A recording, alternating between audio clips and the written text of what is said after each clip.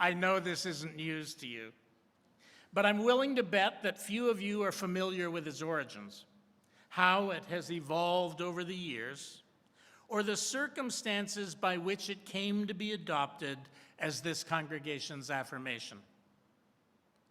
The version we sing on Sunday mornings, set to a tune by P.J. Buchan, which was commissioned for the congregation's 125th anniversary, is a variation based on a covenant that was first introduced 130 years ago, although its roots in Chicago likely predate even that by a few years.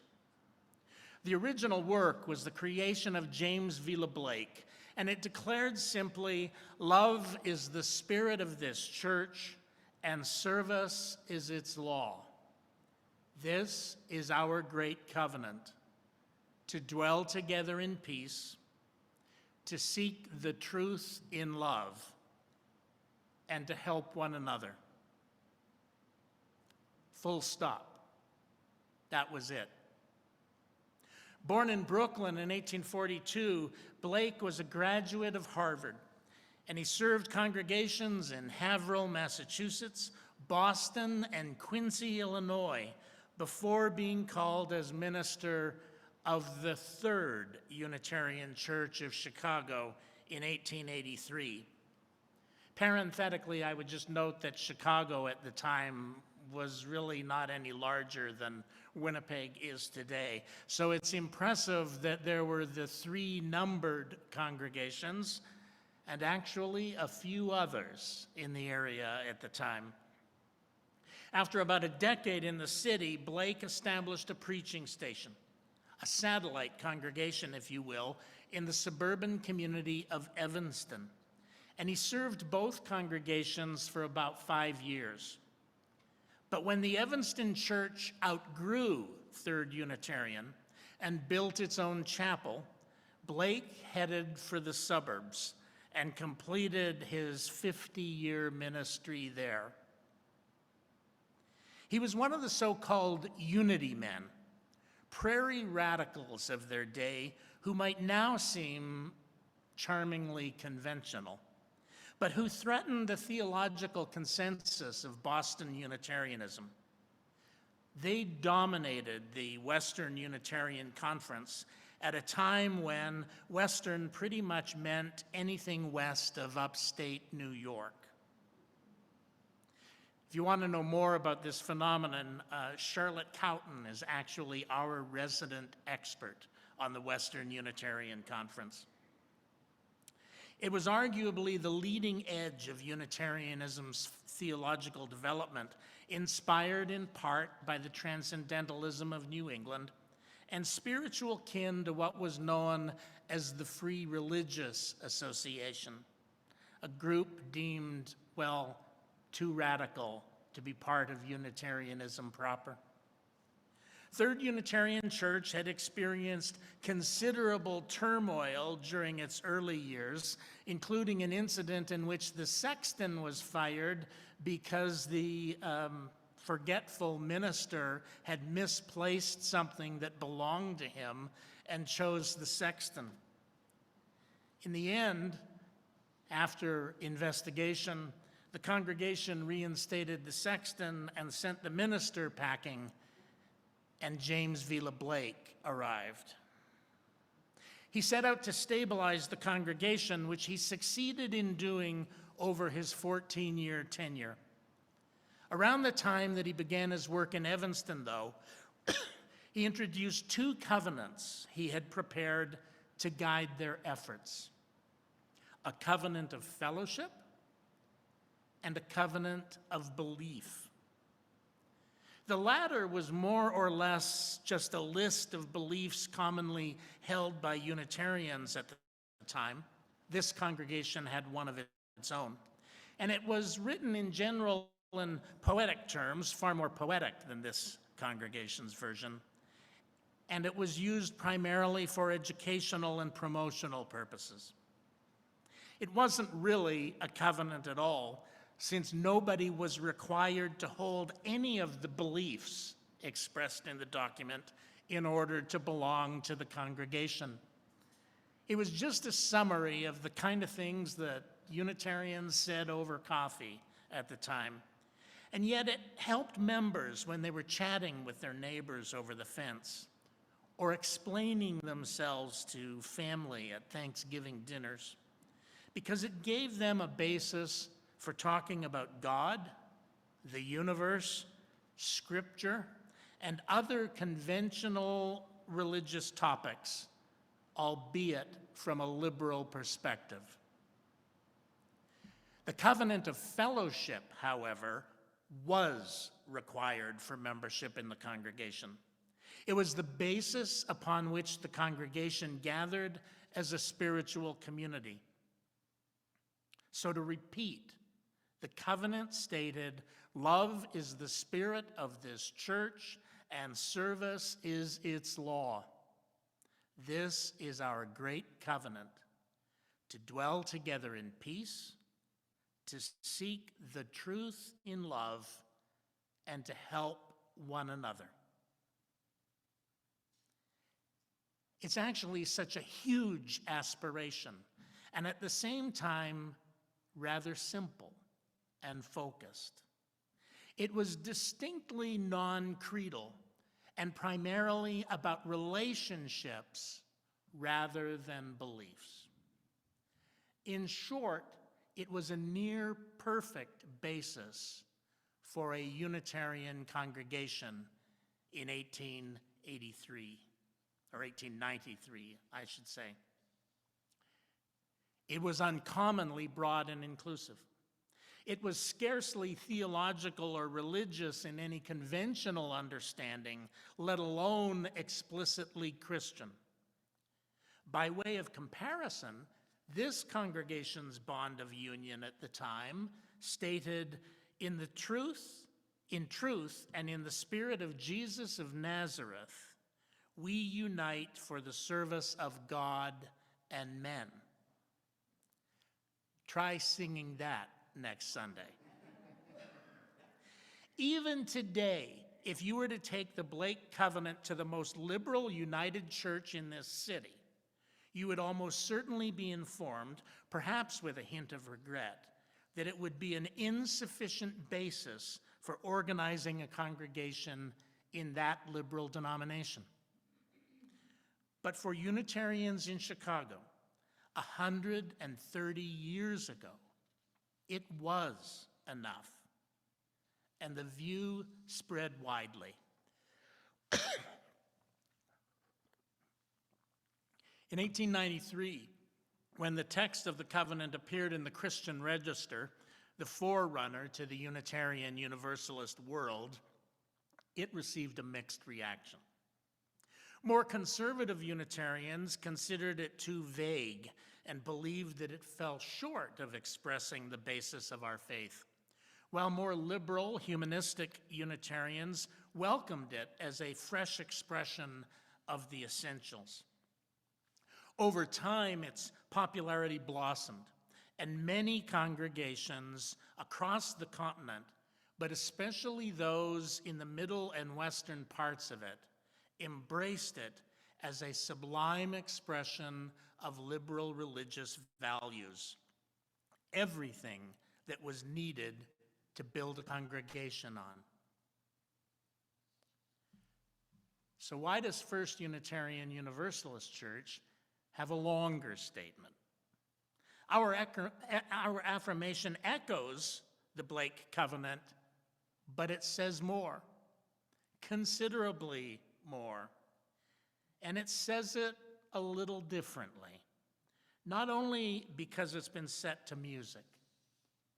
Why is that? Well, as Universalists and Unitarians came to work more closely together in the early years of the 20th century, and as individual congregations merged decades before the two denominations did, the Blake Covenant came to the attention of Universalists. But it was considered too humanistic to be embraced.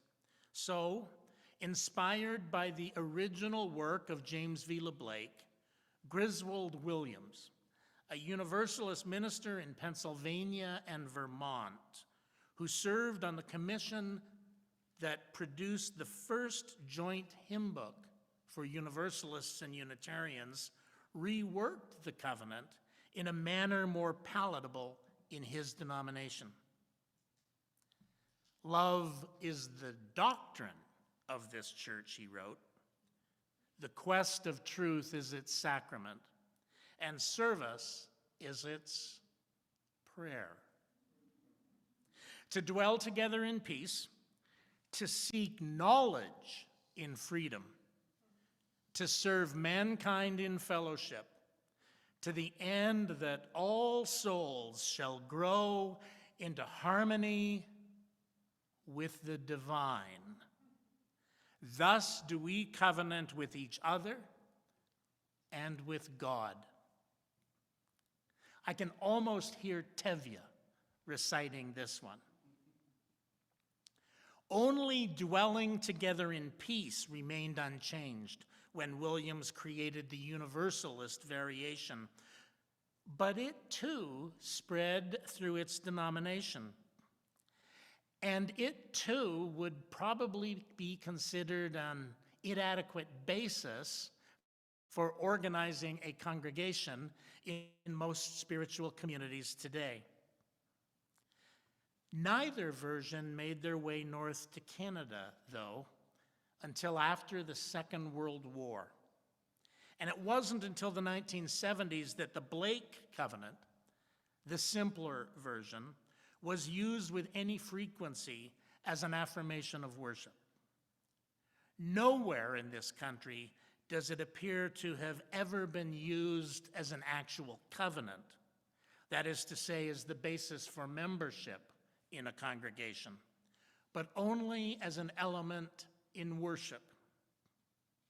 Here in Winnipeg, its usage in Sunday services grew in the 70s and 80s, and after the church called a minister who was then serving Universalist congregations in Pennsylvania, where Griswold Williams had been, a minister we recall, Susan Van Drieser, a variation of the Griswold covenant adapted to reflect the theological sensitivities of this congregation came to be used increasingly in worship. By the time it became a staple in Sunday services, it was further tweaked and refined. It is essentially a blend of both the Blake and the Griswold Williams version, unique, or nearly so, to this congregation, and distinctly unique in that we sing it rather than say it. Love is the spirit of this church, the quest for truth its sacrament, and service is its law. This is our great covenant, to dwell together in peace, to seek truth in love, and to help one another, to the end that all souls shall grow into harmony with life. While listening to Jill Motz's sermon on time last Sunday, it occurred to me that the decision to drop the definite article from before the word truth, changing the text from the truth to, well, simply truth, a truth, marked a shift from quantum theology to the theology of relativity, from the belief that absolute truth exists to a belief that all truth is relative. At the risk of revealing too much about myself, and perhaps making me less popular than I could otherwise be, let me say that I'm in the quantum camp on this question, although I wouldn't presume to tell you what the truth is, since I'm not omniscient, let alone all-wise.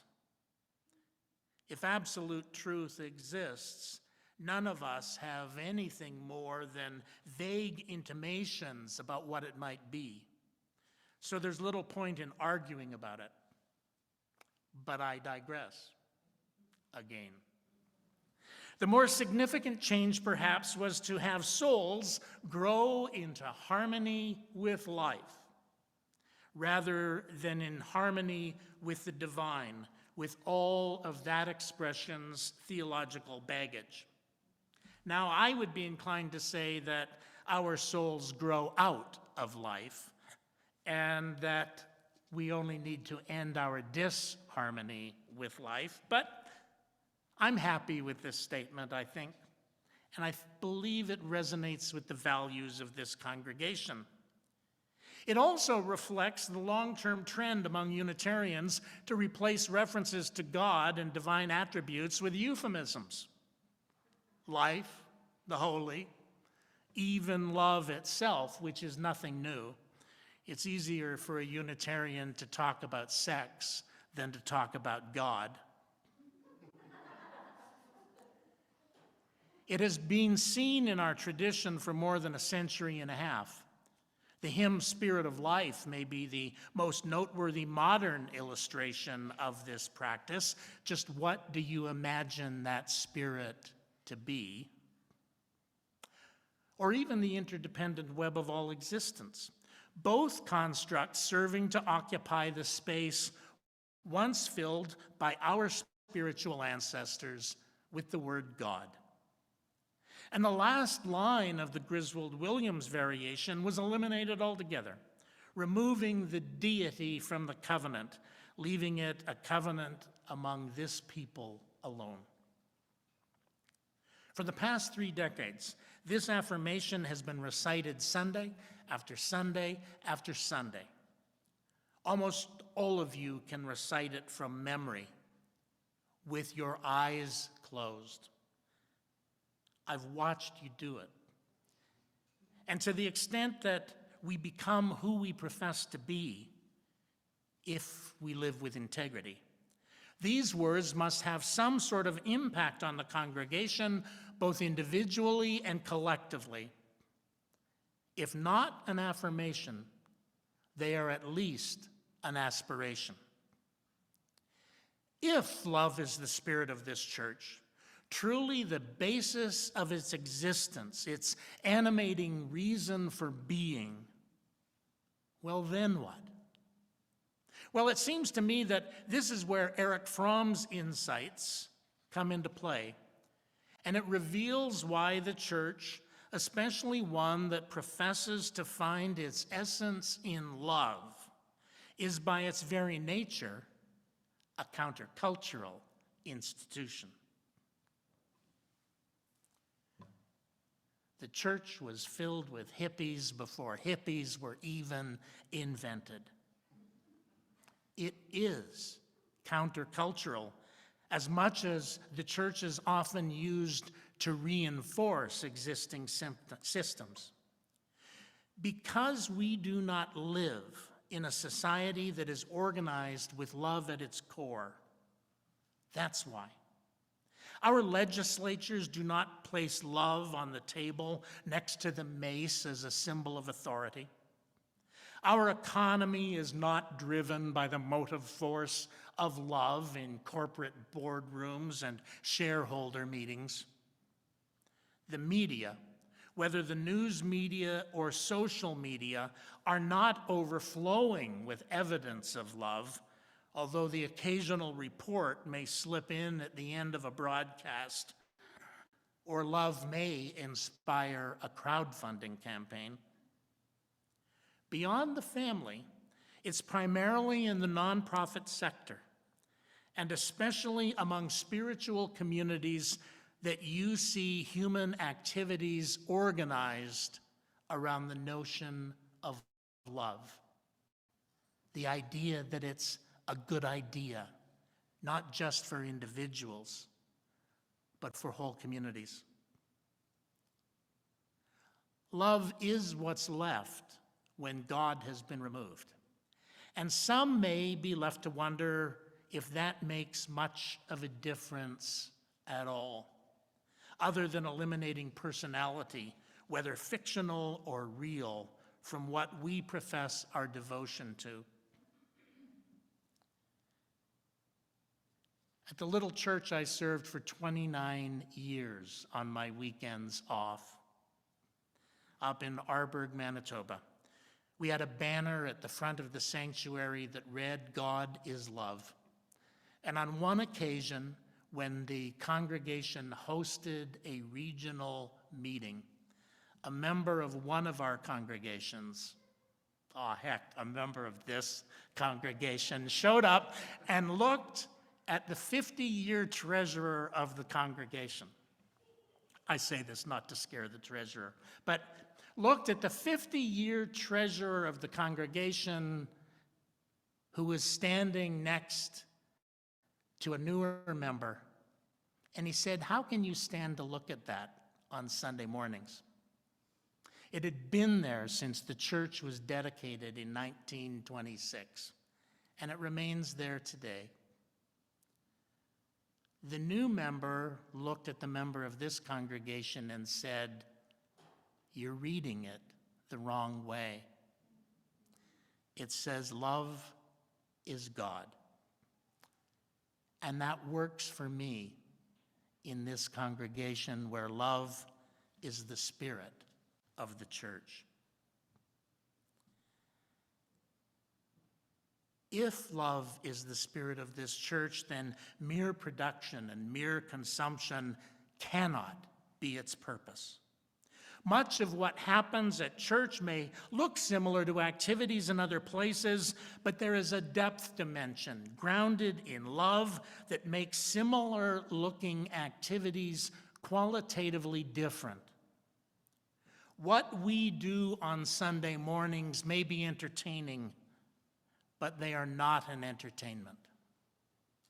We may have educational programs, but they are not meant to convey nothing more than just knowledge. We may socialize, but this is not merely a social club. We may have a shop in the foyer, but this is not a mall. We may rent the facility to various groups in the community, but we are not operating a convention center. We may serve refreshments after services, and you'll be happy to note that the cart to bring them back into the sanctuary has just left on its journey, its mission. But we are not a cafe. Fromm maintained that love was not so much an emotion as it was a decision, an activity, a discipline. And I want to tell you that the affirmation of this congregation is not a creed, not even a covenant, but an action plan. And it necessarily involves a community because love cannot be practiced alone. Love is practiced only in relationship, a web of relationships. It demands genuine concern for people other than ourselves, people other than our own families, an ownership of responsibility for their well-being, both spiritually and materially, and respect for their individuality and choices. It is a decision, not a feeling, an activity, not a static state, a discipline, but not a burden. Love is a way of being in the world that measures life's value by quality over quantity, depth over superficiality, wisdom over whim. I believe that love is the main key to open the doors to the growth of humans, declared Erich Fromm in his own credo. Love and union with someone or something outside of oneself. Union that allows one to put oneself into relationship with others, to feel one with others, without limiting the sense of integrity and independence. Love is a productive orientation for which it is essential that there be present at the same time concern, responsibility, and respect. I believe, he concluded, that the experience of love is the most human and humanizing act that is given to us to enjoy. Having recently received the news that former U.S. President Jimmy Carter is in his last days, perhaps hours, it would be hard to find a clearer example of one who has turned faith to love and modeled what the adherents of a church declaring love to be its spirit might look like. Whatever you may think of his presidency, and whatever quarrels you may have with his policies, Jimmy Carter has been arguably the finest former president in American history. Not a saint, but a model, because love requires effort, not perfection. After his defeat for re-election, he picked himself up and devoted the remainder of his life to humanitarian work, projects driven by love rather than economics. I have one life and one chance to make it count for something, Carter said. My faith demands that I do whatever I can, wherever I am, whenever I can, for as long as I can, with whatever I have, to try to make a difference. That's the covenant of love. If love is the spirit of this church and service its law, then whatever else it may mean, it means that we are called to do whatever we can to live in such a way as individuals and as a congregation, to dwell together peacefully and equitably, to help to rectify injustice, ameliorate suffering, and serve the needs of our neighbors, so that whenever it is that we have completed our life's journeys, we leave this old world a better place. So may it be. Please join in hymn number 1014, Stand